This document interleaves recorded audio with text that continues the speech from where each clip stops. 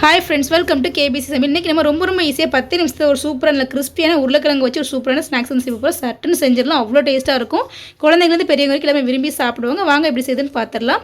வீடியோக்குள்ளே போகிறதுக்கு முன்னாடி நம்ம சேனல் ஃபஸ்ட் டைம் நீங்கள் பார்க்குறீங்க, சப்ஸ்கிரைப் பண்ணிக்கோங்க. பக்கத்தில் இருக்கிற பெல் ஐக்கானே கிளிக் பண்ணி அதில் ஆல் ஆப்ஷனும் சேவ் பண்ணி வச்சுக்கோங்க. அப்போ தான் நான் போடக்கூடிய ஒவ்வொரு வீடியோஸும் நோட்டிஃபிகேஷனாக வரும். சப்ஸ்கிரைப் பண்ணாமல் பார்க்குற புது வியூவர்ஸும் மறக்காமல் சப்ஸ்கிரைப் பண்ணி சப்போர்ட் பண்ணுங்கள். வாங்க வீடியோக்குள்ளே போகலாம். நான் இன்றைக்கி 2 மீடியம் சைஸ் உருளைக்கிழங்கு வந்து எடுத்து நல்லா வாஷ் பண்ணி வந்து வச்சுருக்கிறேன். இப்போ இதில் உள்ள தோலை மட்டும் எடுத்துடலாம். நான் வந்து கொஞ்சமாக வந்து ஸ்நாக்ஸ் செய்கிறனால கொஞ்சமாக வந்து உருளைக்கிழங்கு வந்து எடுத்துருக்கிறேன். நீங்கள் எவ்வளோ ஸ்நாக்ஸ் செய்கிறீங்களோ அதுக்கு தகுந்த மாதிரி உருளைக்கிழங்கு அளவுகளை கூட்டியோ குறைச்சியோ சேர்த்துக்கோங்க. இப்போ 2 உருளைக்கிழங்கையும் தோல் இந்த மாதிரி வந்து எடுத்து வந்து வச்சுட்டேன். இப்போ இதை வந்து கருத்துறாமல் இருக்கிறதுக்காக தண்ணியில் வந்து போட்டு வந்து வச்சிடலாம். இப்போ இதை வந்து நம்ம இப்போ கட் பண்ணி எடுத்துக்கலாம். இந்த மாதிரி பாதியாக ஃபஸ்ட்டு கட் பண்ணிக்கிடுவோம். ஃப்ரெஞ்ச் ஃப்ரைஸ்லாம் கட் பண்ணுற மாதிரி கட் பண்ணிக்கலாம். ஆனால் வந்து கொஞ்சம் சின்னதாக வந்து கட் பண்ணிக்கோங்க. அது நல்லா வந்து கிறிஸ்பியாக வந்து இருக்கும். நம்ம கொஞ்சம் பெருசாக கட் பண்ணிட்டோம் அப்படின்னா கொஞ்சம் நேரம் மட்டும் கிறிஸ்பியாக இருக்கும், அதுக்கப்புறம் வந்து ரொம்ப சாஃப்டாகிடும். இந்த மாதிரி சைஸில் வந்து கட் பண்ணிக்கலாம். ஃப்ரெஞ்ச் ஃப்ரைஸ் சைஸுக்கு நான் ரொம்ப சின்னதாக அந்த அளவுக்கு கட் பண்ணிக்கலாம். அது நல்லா கிறிஸ்பியாக வந்து நமக்கு கிடைக்கும். இப்போ இதே போல் நம்ம எல்லாத்தையுமே வந்து கட் பண்ணி எடுத்துக்கலாம். இந்த மாதிரி கட் பண்ணிக்கலாம். இப்போ எல்லா உருளைக்கிழங்கும் இந்த மாதிரி நம்ம வந்து கட் பண்ணி வச்சு எடுத்தாச்சு. இந்த அளவுக்கு வந்து நீளமாக நல்ல மெல்லிசாக வந்து கட் பண்ணிக்க, அப்போ நல்லா வந்து கிறிஸ்பியாக வந்து கிடைக்கும். கருத்துரமாக இருக்கிறதுக்காக தண்ணியில் வந்து போட்டு வந்து வச்சுருக்கிறேன். இப்போ நம்ம அந்த உருளைக்கிழங்கை தண்ணி எல்லாத்தையும் நல்லா வடிச்சிட்டு ஒரு அகலமான பிளேட்டில் டவல் போட்டு நல்லா வந்து ஃபேன் கடையில் காய வச்சு எடுத்துக்கோங்க. கொஞ்சம் கூட தண்ணி எதுவுமே இருக்கக்கூடாது. நீங்கள் கொஞ்சம் சீக்கிரமாக பொரிக்கணும் அப்படின்னா அதாவது நல்லா காட்டன் துணியை வச்சுட்டு நல்லா வந்து தொடச்சி எடுத்துக்கோங்க. கொஞ்சம் கூட தண்ணி ஈரப்பதம் இருக்கவே கூடாது. அந்த ஈரம் வந்து இருந்தது அப்படின்னா ஃபுல்லாகவே வந்து நமத்து போயிடும். ஸோ ஈரம் இல்லாமல் நல்லா தொடச்சி வந்து எடுத்துக்கலாம். இல்லை ஃபேன் கடையில் வந்து 10 நிமிஷம் வச்சு வந்து எடுத்துகிட்டு வந்துடுவோம். எக்ஸ்ட்ரா இருக்க தண்ணி எதுவுமே இருக்கக்கூடாது, நல்லா ட்ரையாக வந்து இருக்கணும். உருளைக்கிழங்கு எல்லாத்தையுமே வந்து ஃபேன் கடையிலேருந்து வச்சு இந்த அளவுக்கு ட்ரை ஆக்கிட்டோம். எக்ஸ்ட்ரா எந்த தண்ணியுமே இல்லை பாருங்கள், இந்த அளவுக்கு இருந்திருக்கணும். எந்த இது பண்ணாலும் தண்ணி வந்து வராது. இந்த அளவுக்கு இருந்தால் தான் வந்து நல்லா கிறிஸ்பியாக வந்து கிடைக்கும். இப்போ ஒரு அகலமான மிக்சிங் தூள் வந்து எடுத்துக்கலாம். 1 ஸ்பூன் வத்தல் தூள் சேர்த்துப்போம். 1/4 ஸ்பூன் மிளகுத்தூள், நீங்கள் உங்கள் காரத்துக்கு தகுந்த மாதிரி சேர்த்துக்கோங்க.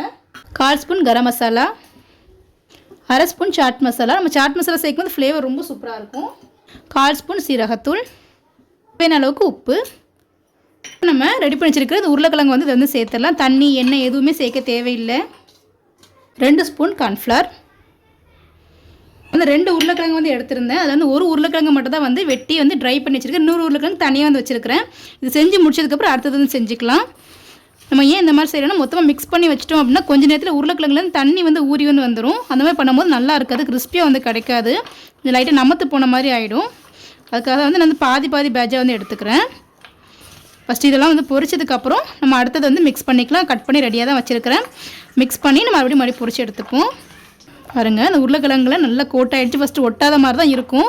ஒரு 2 நிமிஷத்துலேயே வந்து உருளைக்கிழங்கு நல்லா தண்ணி ஊறி வந்து அந்த மசாலா எல்லாமே வந்து அழகாக பிடிச்சிடும். நல்லா பிரட்டி எடுத்துக்கலாம்.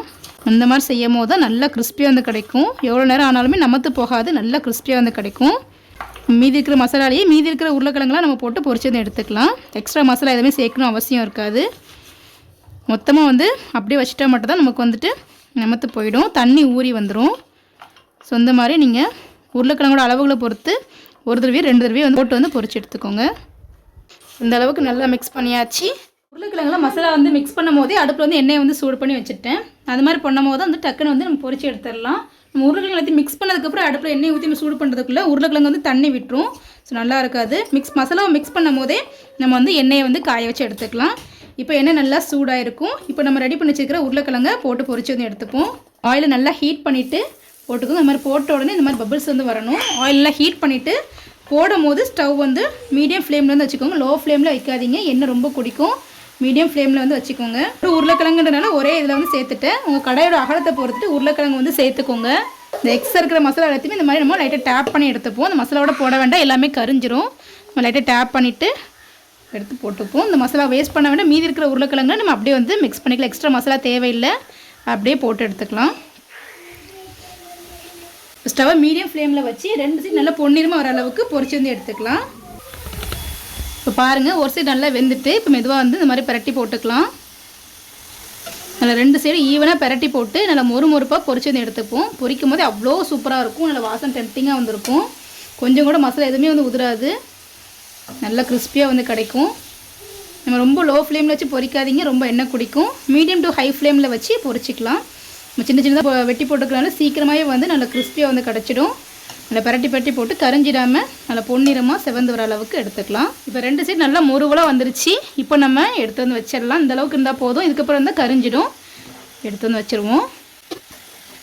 சூப்பராக நல்லா கிறிஸ்பியாக வந்து கிடச்சிட்டு கொஞ்சம் கூட மசாலா எதுவுமே உதிராமல் ரொம்ப சூப்பராக வந்துட்டு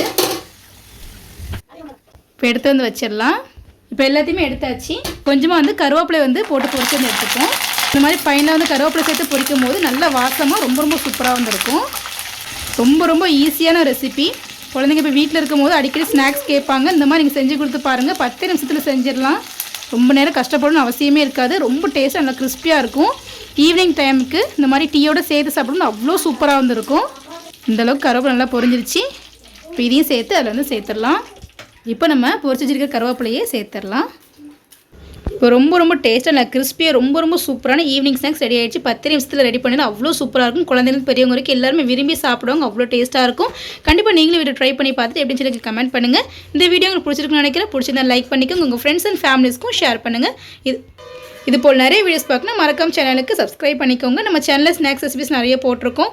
அதோட லிங்க் டிஸ்கிரிப்ஷன் எடுக்கிற மறக்காம செக் பண்ணி பார்த்துக்கோங்க. ரொம்ப ஈஸியாகவும் இருக்கும். ரொம்ப டேஸ்ட்டாகவும் இருக்கும். தேங்க்ஸ் ஃபார் வாட்சிங்.